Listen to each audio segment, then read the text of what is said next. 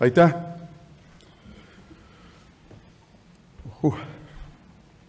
Saal on meeldivalt täis. Vabu kohti on raske leida, ainult külalistele reserveeritud kohad siin ees. See näitab, et meie erakond tunneb, et me oleme jõud.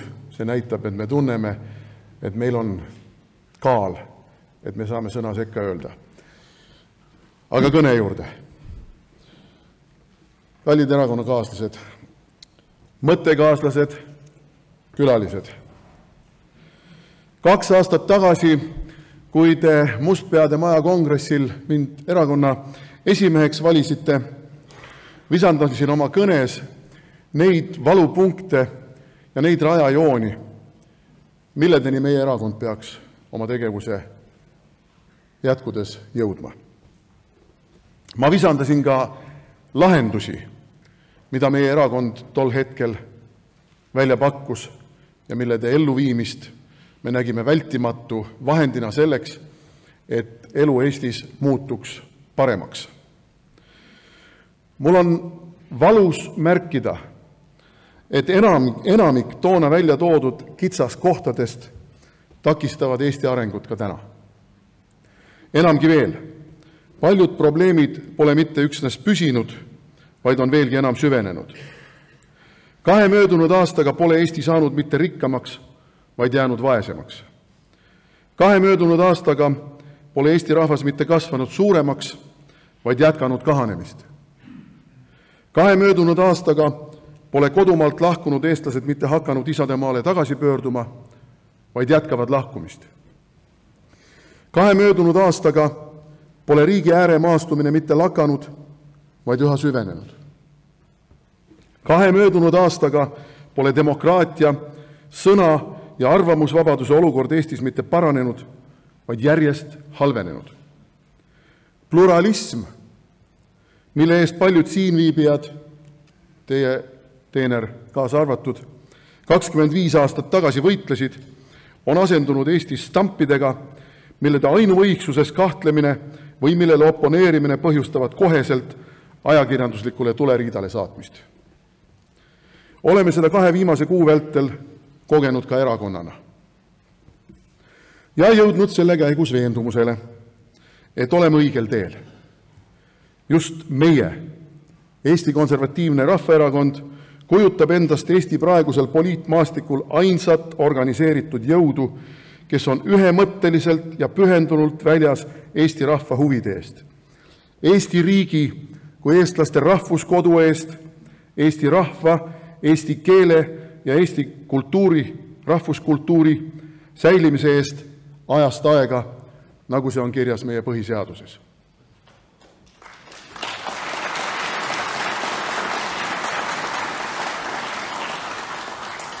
Kahjuks tänaste Eestis üha enam kehtestatavate stampide kohaselt liigitub see juba mingit sorti paremäärmusluseks. Me oleme see erakond, mis näeb Eestit mitte geograafilise mõistena, vaid poliitilise moodustisena, kus Eestile nime andnud rahvuse õigused ei pea taanduma sissesõitnutele ja võõrpäritolu kodanikele eriliste privileegide andmise ees. Me oleme ainus erakond, kes saab täiel määral aru, et mitte valitsus pole loonud riiki ja rahvust, vaid rahvus on loonud riigi ja valitsuse. Me saame aru, et mitte rahvas ei teeni valitsust ja riiki, vaid valitsus ja riik peavad teenima rahvast. Meie erakond ei eksisteeri mitte selleks, et käputäis erakonna juhtfiguure murraks läbi stagneerunud mugavustsoonis vegeteeriva kliki hulka. Meie erakond eksisteerib selleks, et see stagneerunud klikk laiali saata.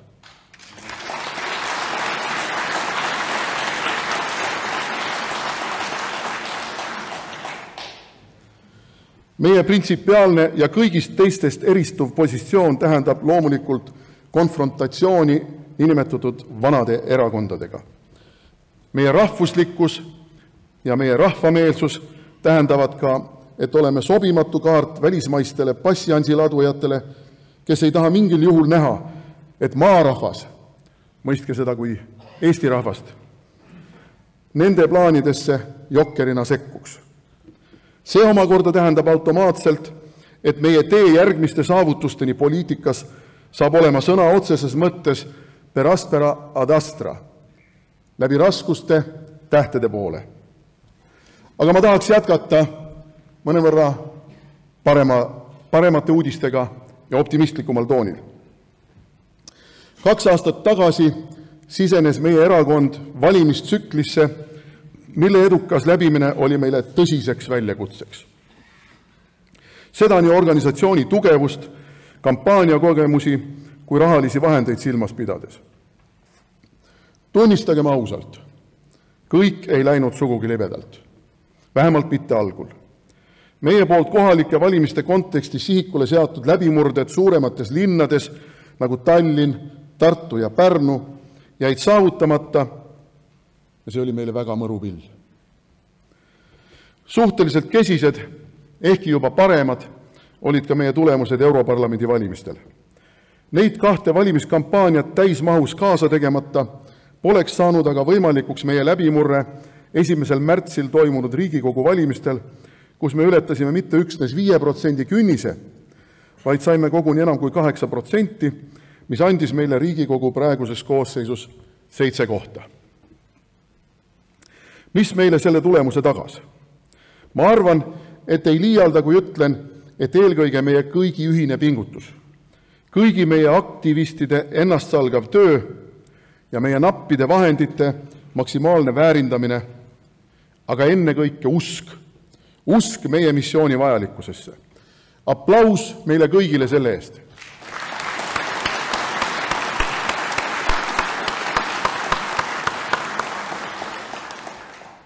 Armas rahvas, täna oleme olukorras, kus peame taas seadma uusi rajajooni ning järgneva 2 aastaga viima erakonna kvalitatiivselt uuele tasemele. Kui meie senine töö keskendus ringkondade elustamisele ja ülesehitamisele, siis nüüd peame edasi liikuma nii süvitsi kui laiuti. Kuigi me oleme praeguseks likvideerinud organisatsiooni kaardil viimasedki valged laigud, asutades viimati ringkonnad ka Ida-Virumaale ning Saaremaale ja sirutades käega üle lahe Soome, siis ometi pole sellega töö lõppenud.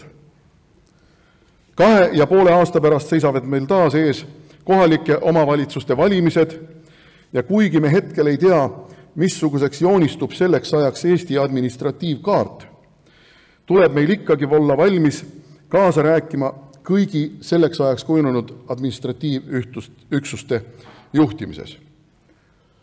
Loomulikult ei välistame kaasalöömist ka valimisliitudes, kuid eesmärgiks peab olema ikkagi võimekus maksimaalselt välja panna oma nimekirju. Eesmärgiks peab olema meie mängijate pingi pikemaks venitamine, niisuguseks, et meil on sellelt võtta kandidaate linnapeadeks ja volikogude esimeesteks ka seal, kus meil see võimekus eelmisel korral puudus. 2,5 aasta pärast peavad meil olema linnapeakandidaadid mitte enam üksnes Tallinnas, Tartus ja Pärnus, vaid ka Haapsalus, Paides, Rakveres, Viljandis ja paljudes teistes kohtades, millest me ei osanud eelneva 2 aasta jooksul isegi mitte unistada veel. Lootust seesuguse võimekuse tekkeks annab muuhulgas fakt, et valimiste järgselt on meie erakonnaga liitunud enam kui 200 erinevaid piirkondi ja erinevaid elualasid esindavaid inimesi ja liitumiste tulv jätkub. Tänagi nägin ma, kuidas pakkide viisi anti meie liikmehaldurile kaasa toodud liitumisavaldusi.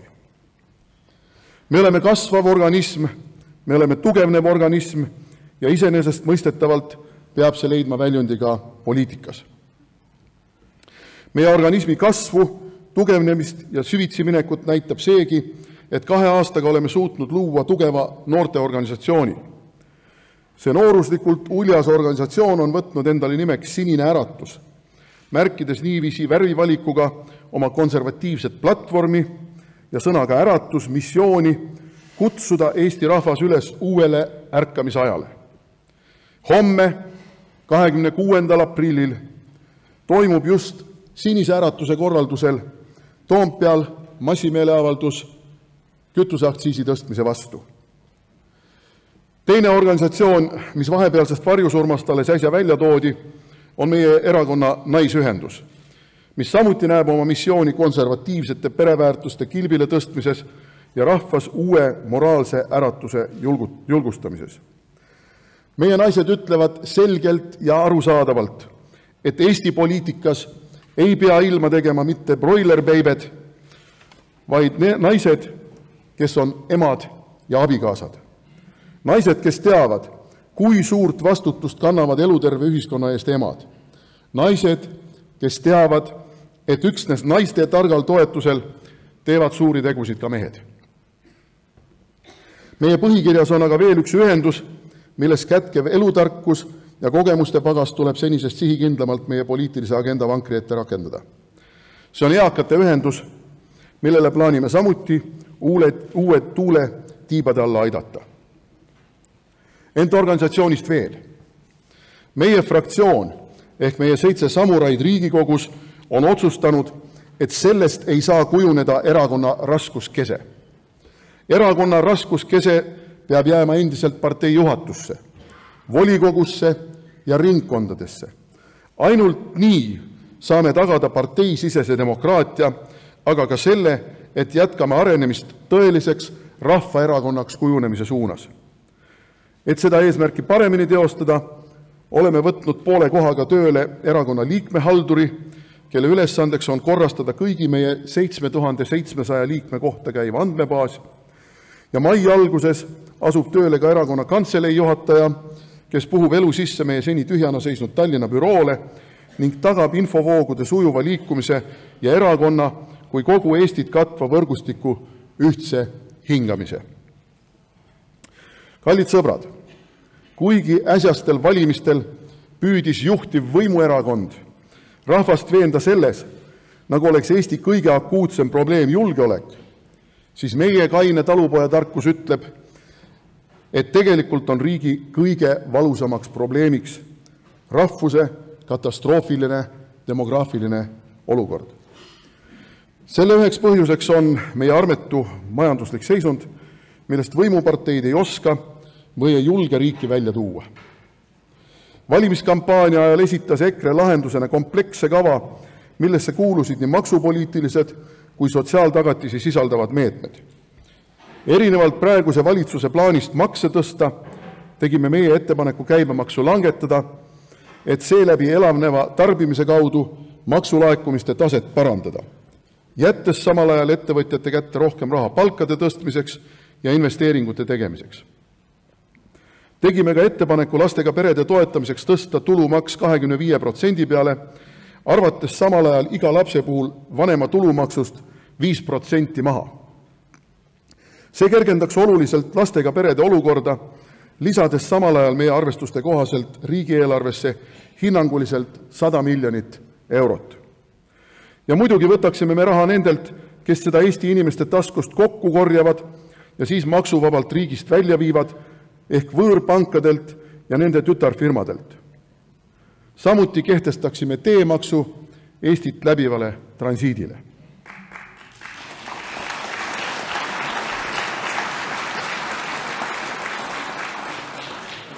Nagu näeme, praegune valitsus midagi taolist teha ei julge.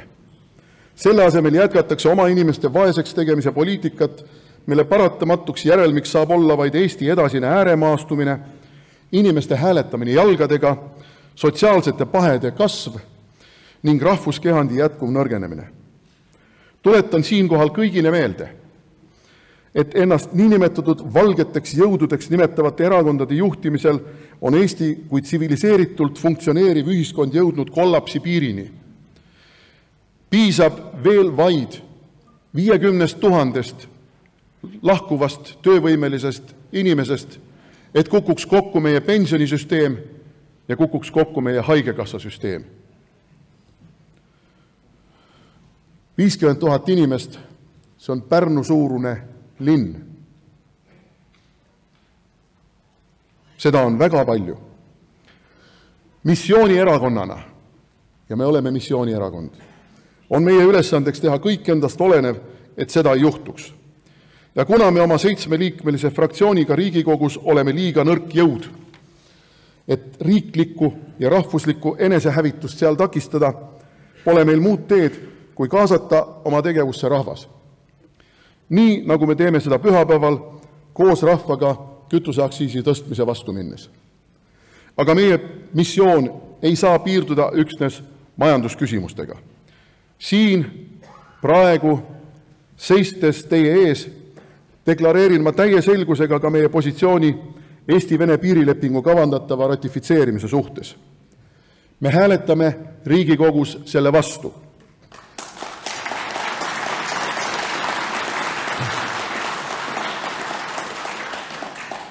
Me oleme seisukohal, et Eesti ei saa legaliseerida oma territooriumi loovutamist agressiivsele naaberriigile, vaid peab ootama, kuni tulevik annab meile võimaluse lahendada piiriküsimus Venemaaga mitte ainult Venemaale, vaid ka meile vastuvõetavatel tingimustel. Me ei ohverda oma riiklikku järjepidevust, rahvuslikku uhkust ja õigusega meile kuuluvaid Petserimaa loodusvarasid küsitava väärtusega julgeoleku garantiide eest, mida Moskva suure tõenäosusega kohe rikub. Me seome piiriküsimuse lahendamise Narva veehoidla veerežiimi lahendamise küsimusega, Venemaal asuvate Eesti varade tagastamise küsimusega ning loomulikult Tartu rahulepingu ja Eesti okupeerimise tunnustamise küsimusega. Neile Eesti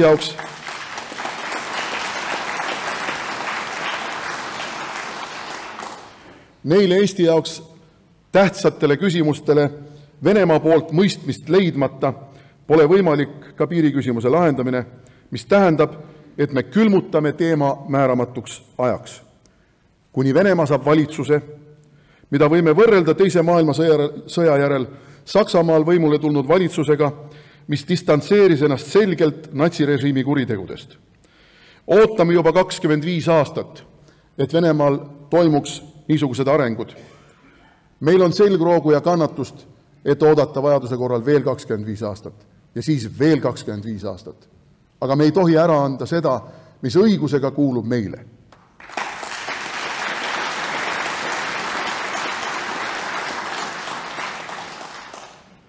Möödunud nädalal moodustasime Riigikogus toetusgrupi traditsioonilise perekonna kaitseks. Sümptomaatiliselt püüdsid grupi moodustamist takistada valitsuse juhtivpartei homoaktivistid. Me ei lasknud seda juhtuda.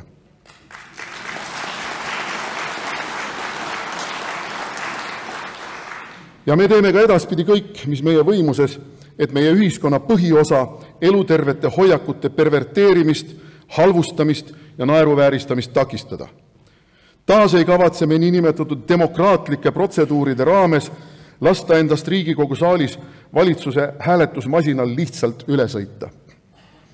Homoteerulli juhid peavad arvestama, et nad ei sõida kooseluseaduse rakendusakte läbi surudes üle mitte Eesti Konservatiivse Rahvaerakonna 7 vaprast, vaid rahva enamusest.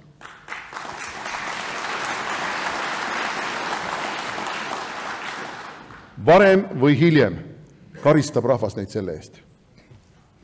Sest rahvas ei lepi iialgi normaalsuse kuulutamisega ebanormaalsuseks ja mehest, naisest ning lastest koosneva perekonna kuulutamisega seksistlikuks igandiks. Me ei nõustu Eesti muutmisega dekadentlikuks ja degenereerunud ühiskonnaks, sest ajaloos pole ükski niisugune ühiskond elujõuliseks osutunud. Head kaasvõitlejad, kõigest eelpool öeldust peame tegema ühe väga selge järelduse. Eesti on sügavas kriisis ja Eestit seni juhtinud jõududel puudub igasugune visioon ning tahe, et riiki sellest välja juhtida. Selle asemel, et otsida kõigi poliitiliste jõudude vahel konsensust ning liita erinevate erakondade ja ühiskondlike gruppide poolt välja pakutavad ideed ühtseks lahenduste paketiks, on võimulolijad oma ajakirjanduslikke kaasajooksikuid kasutades käivitanud ühiskonnas massiivse nõiajahi teisiti mõtlejatele, nende hulgas ka meie vastu. Me ei lase ennast sellest kõigutada. Erinevalt neist on meil probleemide ületamiseks lahendused. Olgu nendeks siis maavarade uurimine ja kaevandamine, meie metsarikkuste parem väärindamine, riiklike investeeringute tark suunamine, teadlaste ja spetsialistide majandusse kaasamine, maksupoliitilised sammud või meie riigis tegutsevate välismaiste röövkapitalistide ohjeldamine. Ja meil on ka julgust, et kõike nimetatut ja palju enamatki ellu viia. Poliitiline ja majanduslik stagnatsioon Eestis on jõudnud piirini, millest edasi saab tulla üksnes kollaps. Me ei saa seda ootama jääda. Me peame tegutsema. Me tegutsemegi.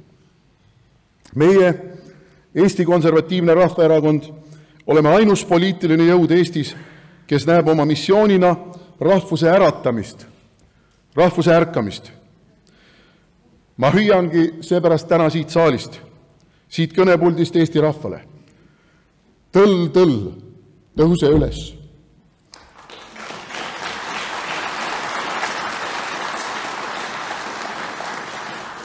Eesti rahvas, ärka üles, seisa enda eest. Head sõbrad, viige see sõnum täna siit saalist laiali üle kogu Eesti.